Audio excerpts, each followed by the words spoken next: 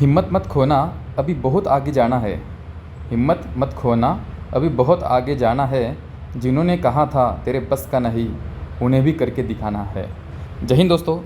In this video we are going to discuss about the time management for paper 2 of CAPF assistant commandant examination. दोस्तों, हमने जो test series चलाई है, तो उस टेस्ट सीरीज़ में एक अभी फर्स्ट पेपर हुआ था लास्ट संडे। तो पेपर का इवेल्यूएशन मैंने खुद भी किया और मेरे एक कलीग है, वो भी UPSC CAPF के टॉपर है। तो एक चीज़ सामने आई कि काफ़ी एस्पिरेंट्स को टाइम मैनेजमेंट का इशू आ रहा है, तो वो पेपर कंप्लीट नहीं कर पा रहे हैं। 200 नंबर्स का क्वेश्चन है, ऑलमोस्ट 6 टाइप्स के क्वेश्चंस हमें आएंगे और 3 घंटे में पेपर पूरा करना है। तो ये 3 घंटे में पेपर पूरा कर नहीं पाते हैं। तो इस वीडियो में मैं मेरी खुद की स्ट्रेटेजी बताऊंगा कि मैंने हर एलिमेंट्स को कितना टाइम अलोकेट किया था और मेरा सीक्वेंस ऑफ क्वेश्चंस जो है अटेम्प्ट करने का वो क्या था।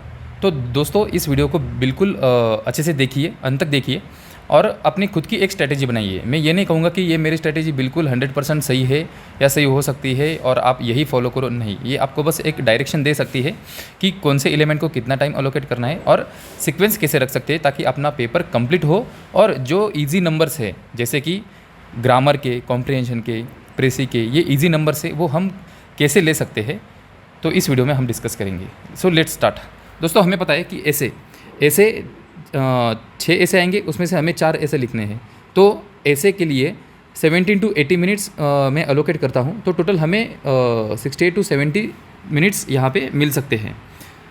तो लगभग लोग ये भी करते हैं कि 20 मिनट देते हैं ऐसे को, पर मैं मानता हूँ कि जो 4 ऐसे में से 2 से 3 ऐसे बिल्कुल अच्छे हम लिखते हैं और एक चौथा ऐसे वो कॉम्प्रोमाइज़ होता है, वो हम 10 से 15 मिनट में भी ख़त्म कर सकते हैं। तो ऐसे के लिए दोस्तों इतना टाइम अलोकेट किया है, ये सफिशेंट है।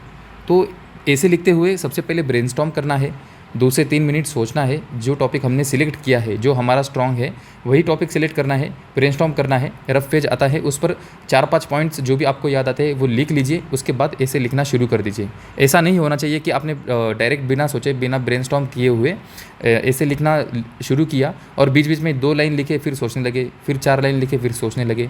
ऐसा नहीं करना है दोस्तों। एक ही बार सोच लो कि इंट्रो क्या होगा, मेरा कंक्लूजन क्या होगा और बॉडी में मैं कॉजेस, कॉन्सिक्वेंसेस या कुछ और डालना चाहता हूँ तो वो मैं लिखूँगा।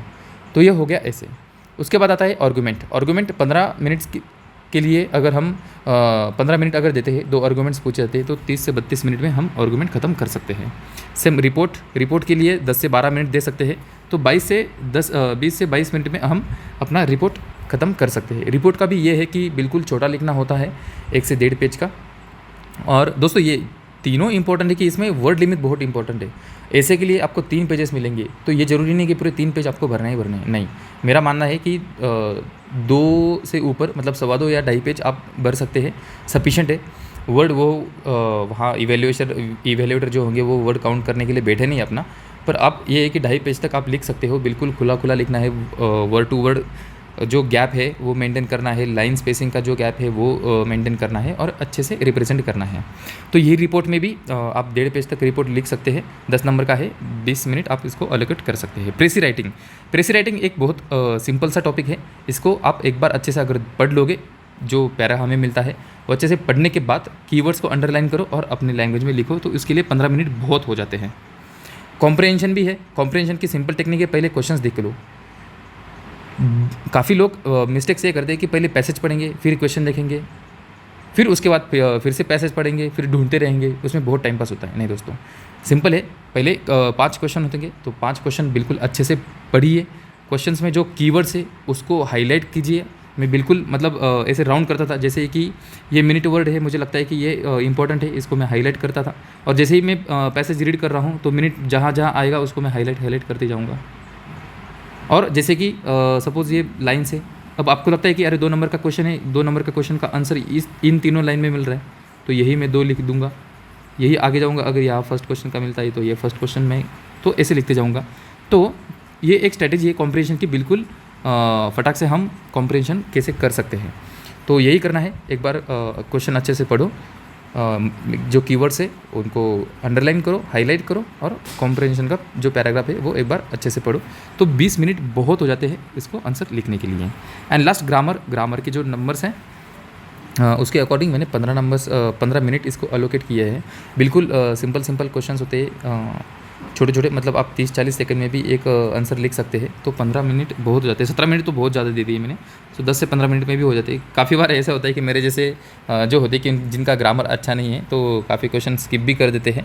तो दोस्तों स्किप नहीं करना है, चाहे तुक्का मार दीजिए, चाहे लिख दीजिए, पर कोशिश कीजिए लिखने की। एटलीस्ट इवैल्यूएटर को लगेगा कि नहीं, ट्राई तो किया है एटलीस्ट। तो दोस्तों ये कुल मिला के अगर ये अगर हम बोलेंगे कि मिनिमम मिनट्स है और ये मैक्सिमम मिनट्स है, तो मिनिमम आप 160 मिनट्स में और मैक्सिमम 175 मिनट्स में, यानी कि 10 मिनट पहले ही आप अपना पेपर ख़त्म कर सकते हैं। ये मेरी गारंटी दोस्तों, अगर इस हिसाब से आप देखोगे। पर इसके लिए क्या करना पड़ेगा, आपको टेस्ट सीरीज़ लिखनी पड़ेगी, फुल लेंथ टेस्ट आपको लिखने पड़ेंगे। मिनिमम 4 से 5 टेस्ट लगेगा। शुरुआत में आपको लगेगा 3 घंटा 15 मिनट लग सकते हैं या 3 घंटा 30 मिनट भी लग सकते हैं। पर ये कम करते करते मैं गारंटी से बता सकता हूँ कि जो 4th या 5th टेस्ट आप लिखोगे तो उसमें आप 2 घंटे 50 मिनट या 55 मिनट में आप अपना पेपर कंप्लीट कर सकते हैं। तो ये हो गया दोस्तों टाइम, कौन से एलिमेंट्स को, कौन से क्वेश्चन को कितना टाइम देना है। अब मैं बताऊँगा सीक्वेंस जो मैंने फॉलो की थी। अब ये ज़रूरी नहीं है कि सीक्वेंस आपने भी यही फॉलो करनी है, नहीं दोस्तों, ये मेरी टेक्निक थी तो इससे ये मैं आपको शेयर कर रहा हूँ बस। तो ऐसे के लिए अगर जैसे मैंने कहा था कि 1 घंटा 10 मिनट, तो 1 घंटा यहाँ कंप्लीट हो जाता है, 10 मिनट भी कंज्यूम कर लिए दूसरे घंटे के, बचे 40 मिनट।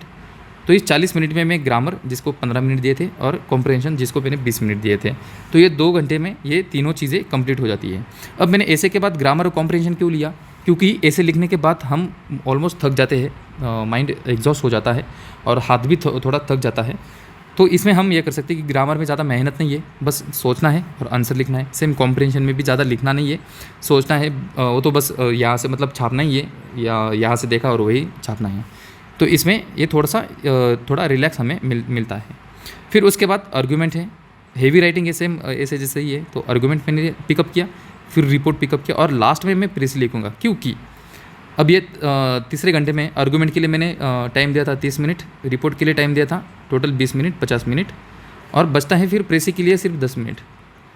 यहाँ एक्चुअली यहाँ के 5 मिनट भी बचे हुए हैं, तो 10 से 15 मिनट यहाँ से बचते हैं। पर होता क्या है मोस्टली कि प्रेसी के लिए टाइम बहुत कम पड़ता है, बचता है।